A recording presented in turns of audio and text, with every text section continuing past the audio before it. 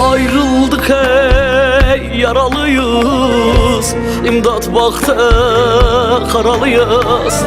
Allah var birbirimize, ikimiz de sevdalıyız. Ayrılığın kurşunu ey yaralar bak bak öldürür.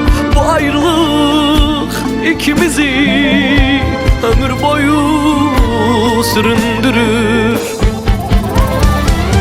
Sevdanın kefeni aktır, bu ne biçim yaşamaktır. Eller güler mesut olur, mutluluk bizden uzaktır. Eller güler mesut olur, mutluluk bizden uzaktır. Sevdanın kefeni aktır, bu ne biçim yaşamaktır.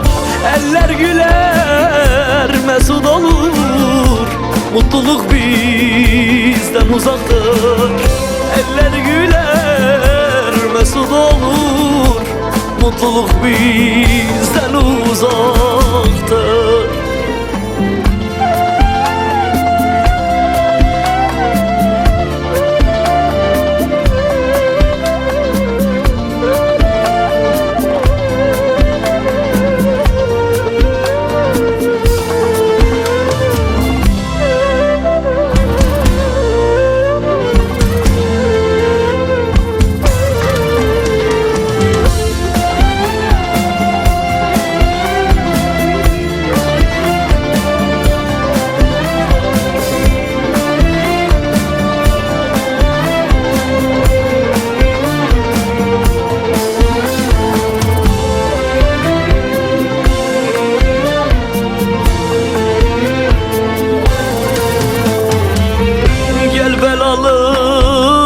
Kavuşalım, yarınları konuşalım.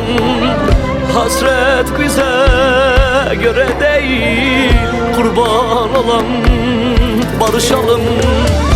Ayrılığın kurşunu ey yaralar bak bak öldürür.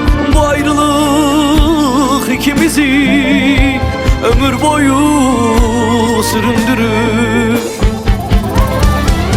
Sevdanın kefeni aktır, bu ne biçim yaşamaktır.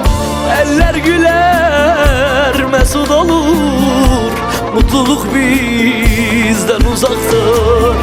Eller güler mesut olur, mutluluk bizden uzaktır. Sevdanın kefeni aktır, bu ne biçim yaşamaktır. Eller güler mesut olur, mutluluk bizden uzaktır. Eller güler mesut olur, mutluluk bizden uzaktır. Sevdanın kefeni aktır, bu ne biçim yaşamaktır. Eller güler mesut olur, mutluluk bizden uzaktır.